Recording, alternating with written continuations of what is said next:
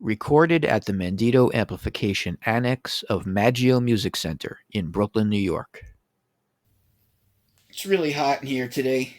I had to turn the air conditioner off, of course, because you can't record with the noisy air conditioner on. So I'm going to pretend like I'm working in a steel mill and drink lots of hot coffee to compensate, right? That sounds like the right idea. Anyway, so I just made a recording with my evaluation and some playing regarding this amplifier. And I was going to just leave it at a picture slideshow, but I don't know what you people out there want. So you could tell me in the comments what you really want to see. But I'm going to do my best here with the equipment that I have, which I can't simultaneously record really great quality audio and at the same time record really great quality video. And plus, I don't know if you really want to be looking at me. I'm not as good looking as I was when I was younger, so. Anyway, the amplifier is the subject at hand, and that is what is important. I am going to proceed to take this little guy apart and see what we have going on the inside. So, I guess I'm also going to take more video of the process of taking it apart because, again, I don't know what you all want to see.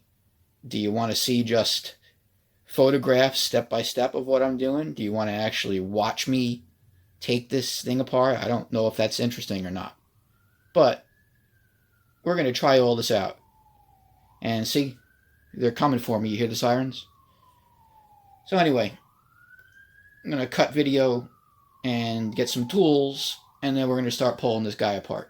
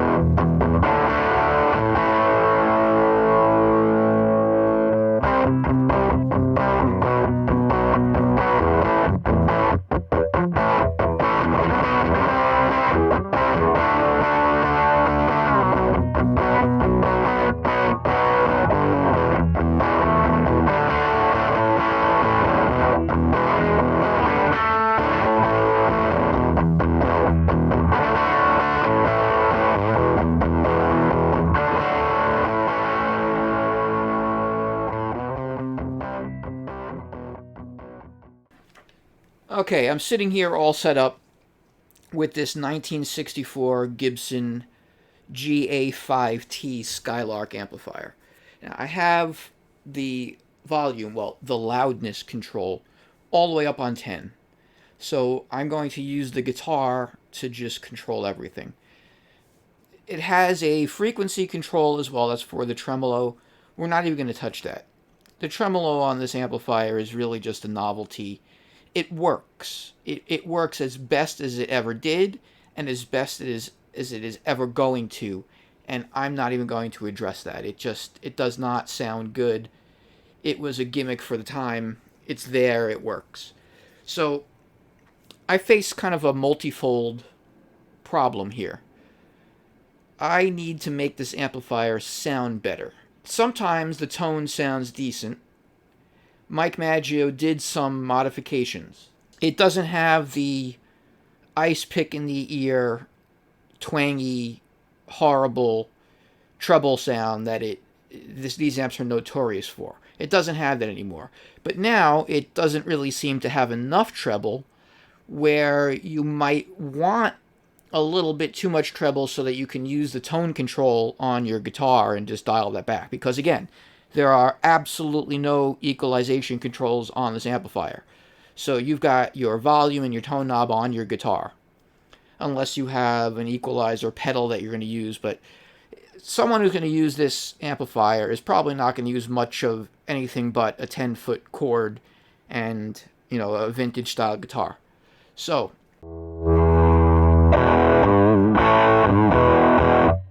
it's got a nice dirty sound. It's a little bit muddy with humbuckers. It sounded a little bit clearer and more defined with single coil pickups, but then you've got all that 60 cycle hum, and the amplifier already has a pretty nasty. It's picking up a lot of sounds, but I need to figure out what to do here. I haven't opened it yet. I haven't even looked at what it looks like inside yet, so I don't know what has been done to it. And I have not seen one of these amplifiers apart in front of me in person, but I've seen a good number of videos, and the components vary from, I guess, day to day when they were manufacturing. They just used whatever they had available to them. So there's a lot of inconsistencies. The build quality is not known to be stellar. If you turn the volume down halfway on the guitar, it's not incredibly loud for what it should be. I think this amp is supposed to be a 10-watt amplifier.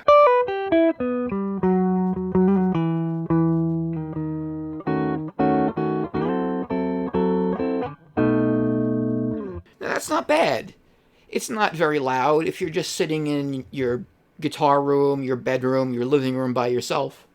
And that's perfectly acceptable. It's not bad at all. I still feel that it should have a little bit more power output.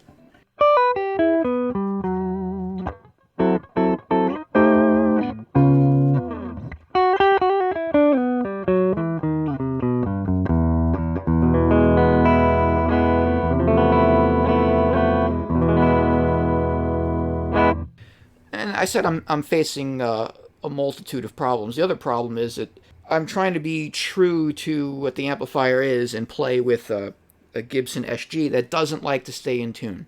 And it's very hot in this room. I had to turn the air conditioner off. So I have the typical Gibson problem where the guitar doesn't want to stay in tune, and it's making me a little aggravated. I like to make a good quality video, but it's not happening.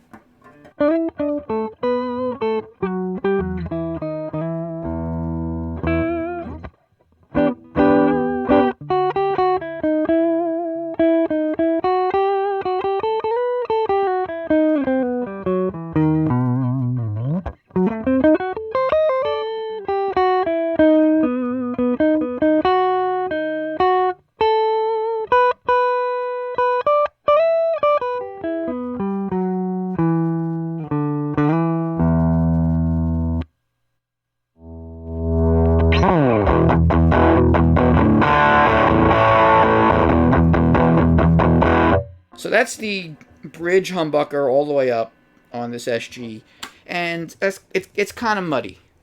If I back off a little bit on the volume,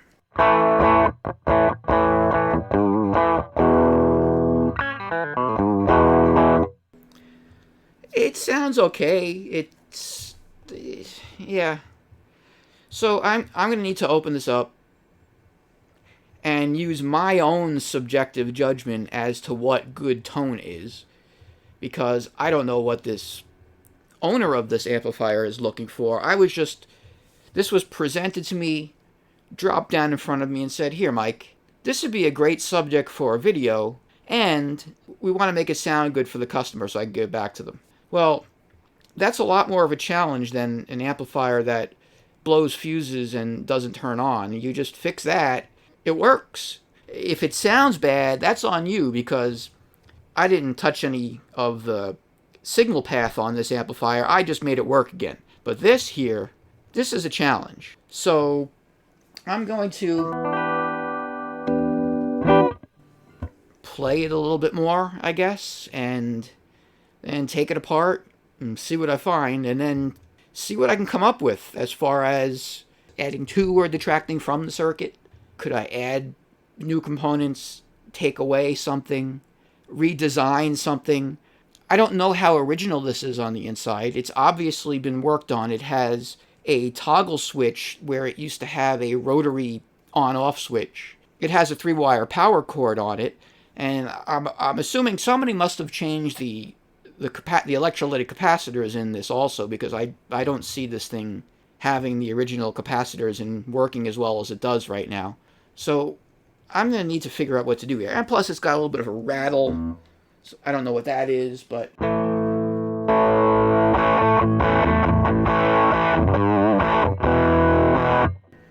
it's got a cool vintage vibe at first. You turn it on, it's like, yeah, wow, this thing's rocking. But when you play it for a little while, and then you realize that there's a lot of shortcomings here. It's muddy, it's lacking treble, it's rattling, and it's not very dynamic. It's not very loud. I've only heard a few of these amplifiers in person in real life, and I remember them being a little bit louder, having a little bit more clean headroom, and also a little bit more volume when you turn it all the way up than this one has.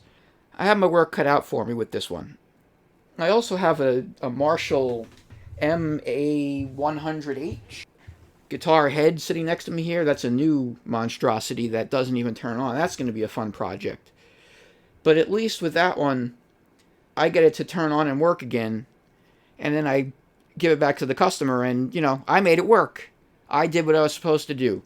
With this Gibson amp, there's a lot of subjectivity involved here that I may do something that someone else doesn't agree with. And that's a challenge that I guess I'm willing to take on. And I guess I'm willing to display to the whole world out on YouTube that this is what I came up with after I was presented with this. So I'm going to get to it. Thank you very much for watching.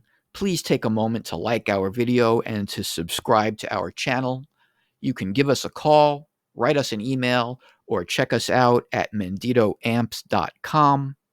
We will have more videos coming to you very soon from the Mendito Amplification Annex of Maggio Music Center in Brooklyn, New York.